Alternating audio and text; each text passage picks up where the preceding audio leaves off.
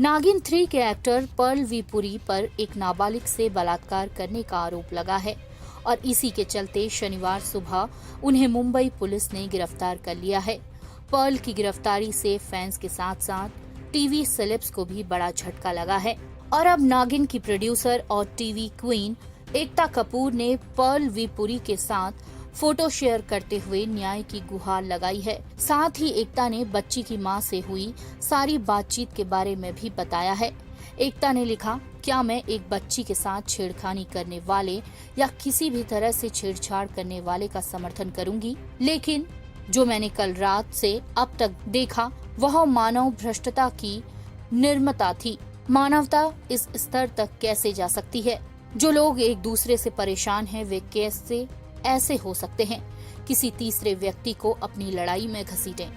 एक इंसान दूसरे इंसान के साथ ऐसा कैसे कर सकता है?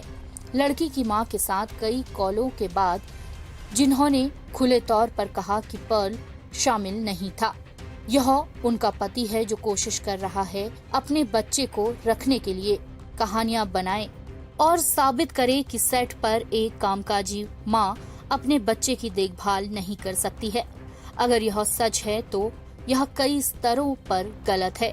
मी टू जैसे बेहद महत्वपूर्ण आंदोलनों का इस्तेमाल करके अपने एजेंडे को पूरा करने के लिए एक बच्चे को मानसिक रूप से प्रताड़ित करना और एक निर्दोष व्यक्ति को दोषी बनाना फैसला अदालत तय करेगी कि कौन सही है कौन गलत। मेरी राय केवल उससे है जो कल रात लड़की की मां ने मुझसे कही थी कि पर्ल निर्दोष है और यह बहुत दुखद है।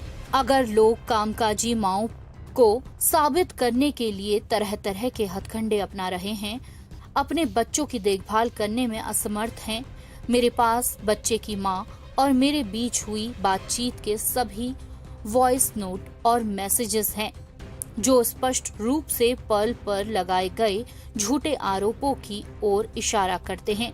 फिल्म उद्योग किसी भी अन्य व्यवसाय की तरह सुरक्षित या असुरक्षित है। इसे बदनाम करने के लिए आपका शॉर्ट किया गया एजेंडा अब तक का सबसे निचला रूप है। यदि संयोग से पर्ल निर्दोष साबित होता है तो मैं लोगों से अनुरोध करती हूँ कि वो इस बात पर अधिक गहराई से गौर करें कि आज के समय में महत्वपूर्ण और बहुत आवश्यक आंदोलनों का गलत तरीके से उपयोग कैसे किया जा रहा है।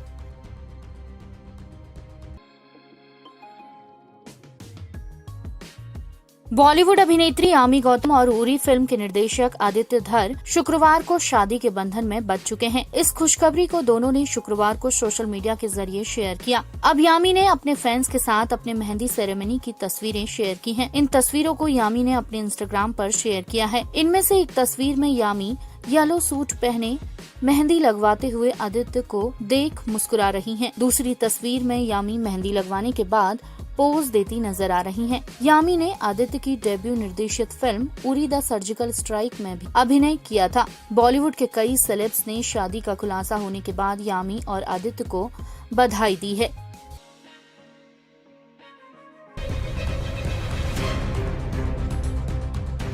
सुपरस्टार सलमान खान और कमाल खान के विवाद में अब एक नया मोड़ आ गया है। केआरके ने अब देश छोड़ने की धमकी दे दी है। केआरके का कहना है कि बॉलीवुड के कुछ लोग उन्हें तंग कर रहे हैं, जिसके चलते वो एमएफ हुसैन की तरह हमेशा के लिए यहाँ से चले जाएंगे। उन्होंने अपने विरोधियों को वार्निंग भी दी है कि अगर ज्यादा परेशान किया तो उनकी वीडियो लीक कर देंगे जो उनके पास है। केआरके ने ट्वीट कर कहा, मैं फिल्मों की समीक्षा करना बंद करने के बहुत करीब था, लेकिन फिर मुझे लगा कि मैं बहुत आगे निकल चुका हूँ और मुझे लगता है कि मैं हमेशा के लिए बहुत दूर चला गया हूँ, क्योंकि मेरे पास और संघर्ष करने की उम्र नहीं है। जिस तरह से बॉलीवुड के कुछ लोग मुझे परेशान कर रहे हैं, मैं एमएफ हुसैन की तरह हमेशा के लिए भारत छोड़ सकता हूँ ताकि मुझे किसी केस का सामना न करना पड़े। उन्होंने आगे कहा कि बॉलीवुड के लोगों को यह समझना चाहिए कि वे मुझे कोर्ट में तभी बुला सकते हैं जब मैं भारत आना चाहता हूँ।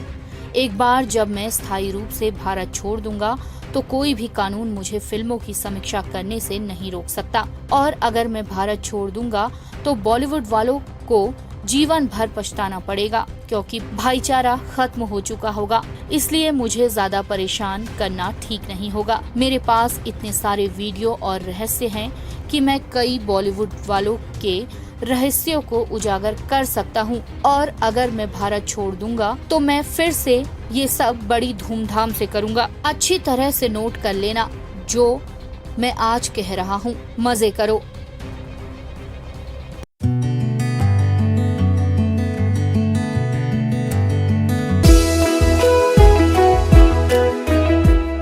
अभिनेता सोनू सूद पिछले 1 साल से कोविड संकट के बीच लोगों की मदद के लिए अथक प्रयास कर रहे हैं।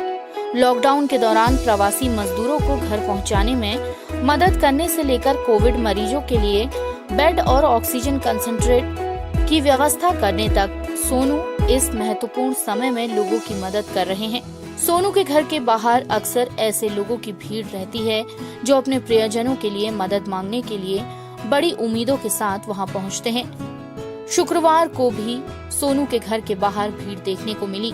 सोनू ने एक एक करके सबकी परेशानियां सुनी और कहा, कहाँ रहते हो आप? हाँ, तो ये दवाई चाहिए आपको? तो अभी ले देता ना, गोली का टेंशन क्या?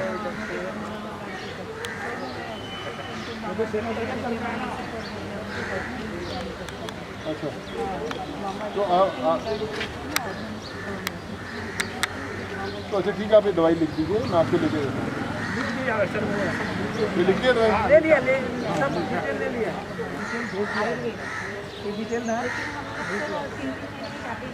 किधर है?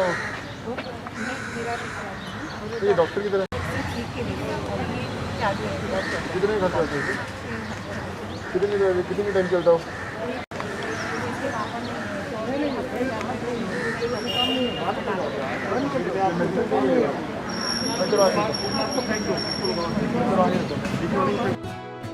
सोनू कुछ समय पहले खुद कोरोना संक्रमित हो गए थे, लेकिन ठीक होने के बाद उन्होंने फिर से लोगों की मदद करना शुरू कर दिया।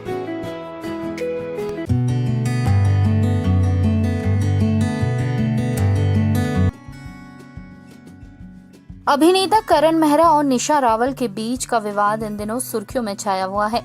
अब अभिनेत्री राखी सावंत ने भी दोनों के बीच के विवाद पर अपनी प्रतिक्रिया जाहिर करते हुए कहा कि दोनों को एक हो जाना चाहिए। निशा करण एक दूसरे को माफ कर दो, क्योंकि तुम्हारा एक छोटा सा बच्चा है। जहाँ किचन होता है वहाँ पे बर्तन तो खड़कते ही है, तो हस्बैंड वाइफ में झगड़े तो होते ही है। दोनों के एक दूसरे के ईगो को नीचे करो और दोनों एक दूसरे से माफ़ी मांग लो, फिर से एक हो जाओ। करण को एक सलाह देना चाहूँगी, तुम्हारी बीवी इतनी खूबसूरत, हीरोइन से भी अच्छी दिखती है तुम्हारी बीवी। मैं निशा को जानती थी, सॉफ्ट स्पोकन, इतना अच्छा लैला मजनू वाला कपल है, और आप लोग फिर से एक हो जाओ। अगर तुम पहली बीवी के नहीं हो सके तो तुम सेकंड के भी नहीं हो सकते। अगर तुम पहले हस्बैंड के नहीं हो तो सेकंड के भी नहीं हो सकते। तो आपस में मांडावली कर लो, एक दूसरे से माफ़ी मांग लो, और एक हो जाओ यार। लफड़े झगड़े तो होते रहते हैं, इसमें क्या है, मारना पीटना तो होते रहता है, हस्बैंड वाइफ में तो होता ही है। निशा एंड करण एक हो जाओ। हर इंसान में लफड़े झगड़े होते रहते हैं, मियाँ बीवी में होते ही है। तो एक मेरा सजेशन है, एक हो जाओ, अलग मत हो। और करण, वो दूसरी लड़की के पीछे मत पड़ो। तुम्हारी बीवी बहुत अच्छी है, तुम्हारा कितना सोने जैसा घर है। मैं आई हूँ तुम लोग के साथ, तुम लोग एक दूसरे से इतना प्यार करते हो गया। यहाँ पे लोग घर में दोस्त बाहर आते हैं दो दोस्त को अलग करने के लिए। मैं आप लोग को कहती हूँ, एक शादी, एक विवाह, एक प्यार, और एक पति और एक ही पत्नी। प्लीज़ आप लोग एक हो जाओ।